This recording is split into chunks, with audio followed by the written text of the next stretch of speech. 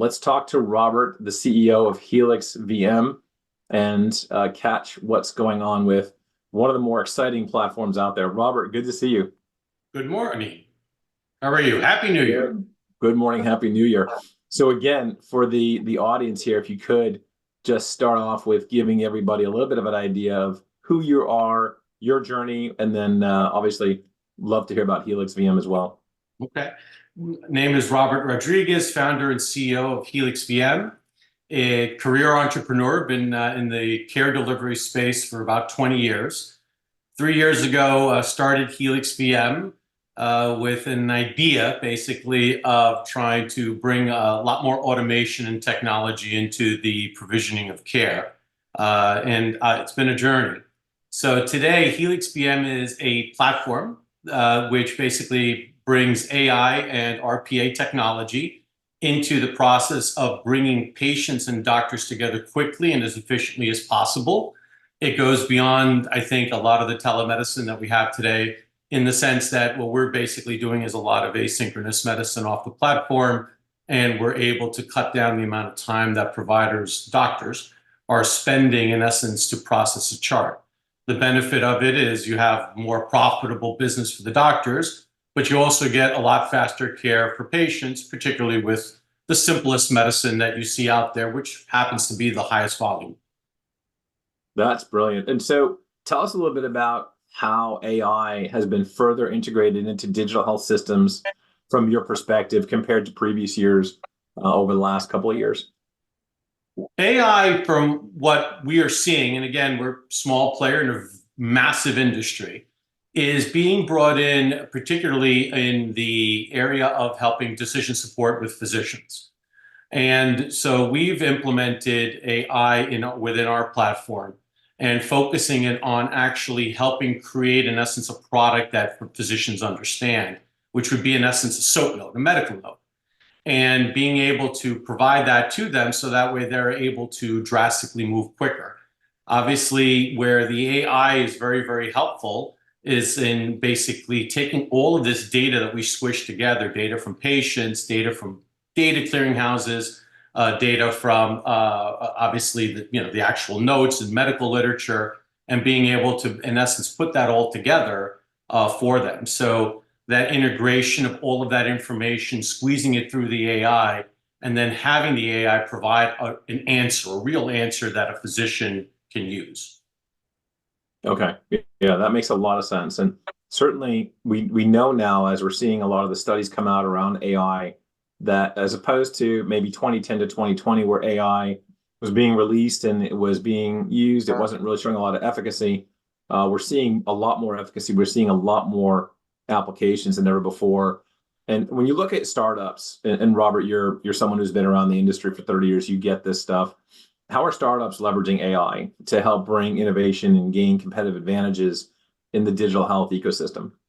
Well, in the care delivery side, what you're seeing is a lot of different little use cases that are being built around the technology to provide more information or filtered information to the provider community. And that ability to do that is helping, in many ways, do things that we all talk about, reduce some of the burnout that the providers have in terms of they're reducing the risks that they perceive they're taking when they're seeing a patient, supporting their decisions in the event of how they're treating and what they're treating.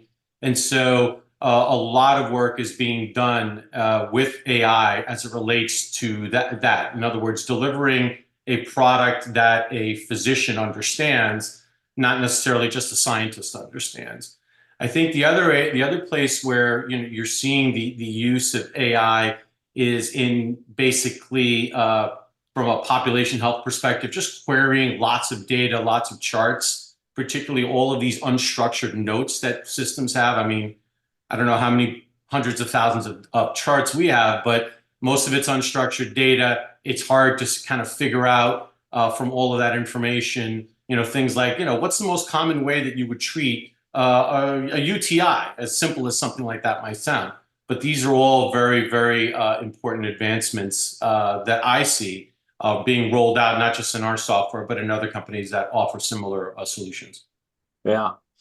And when you look at the growth and the efficacy and really the not just the clinical efficacy, but also the cost efficiencies within digital health solutions that you're seeing, how's AI help those guys out?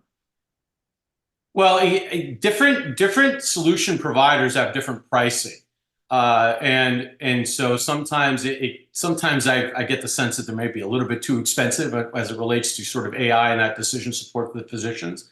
But fundamentally speaking, the prices seem to be coming down. And you're talking from our experience that you're probably dealing with about anywhere between $2 to $5 to basically help the physician put together a chart and go through the analytics, the assessment, potential CPT codes, and all that good stuff that goes into the physician charting. That's great. And where do you see this evolving over the next year, particularly 2024? And how do you see it evolving, particularly with public's perception? I mean, you've read all these Armageddon-like prognostications about how AI is going to take over the world, or AI is going to end the world, or whatever. What's your thought process for what AI is going to do in 2024? Well, in our platform, I would say that I could divide that into two pieces. I think as it relates to patients and their use of AI, in a sort of in a post-intake world, most patients are pretty interested in using it. I think that they do experience a little bit of fatigue as it relates to the care delivery in terms of, how many questions is this thing going to ask me? What is this thing actually doing? So I do think that there is a little bit of onboarding, shall we say, of the patient and making sure that that they're comfortable with the fact that there's a computer system doing triage, not a human being. On the provider side, I think the challenges are fascinating because there's a lot of a cultural shift. And I think the first one is just getting them to trust the outputs that they're getting from AI. That is a huge deal. I know some of the feedback we've gotten from providers that are, what did the AI ask the patient? When did they ask them? How did they, things along those lines. And then I think the second piece, particularly since we still live in a world where we write things down, the second part with providers is taking the next step, not just to trust the output, but to actually read it. And I think a lot of times with AI, there's a little bit of an information overload in terms of what gets dumped out.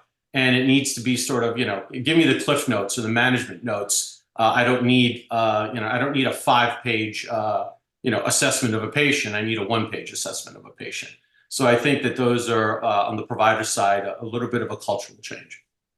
Yeah, no, there's a lot of activity happening like that, and I think that one of the things that we're seeing a lot of is everyone's trying to understand where to get excited and where they should be focusing. What do you think people should be getting excited about and focusing on for 2024 in AI? Well, I think that there's two areas. I think the first area is in, I think, assurance of an outcome. In other words, hey, listen, if I've got a patient who comes in the door, I think I should treat them X, but should I really treat them X? And I think basically getting rid of a little bit of that uncertainty, which I think a lot of physicians, and again, this is an outpatient world that we live in. So I think eliminating that uncertainty such that they feel much more comfortable in treating a patient. That's number one. And then I think that, the other aspect that I think is important is just focusing on productivity. It's not like people are getting paid more money to see the patients and give them the best experience possible. There's still a lot of compensation models in this business which really are driven by productivity, by volume. And I think that AI needs to understand that that's an important part of this. So I think it's about decreasing risk for the provider while also making them more profitable. It's fantastic. Well, thank you, Robert, so much for just your contributions to the digital health ecosystem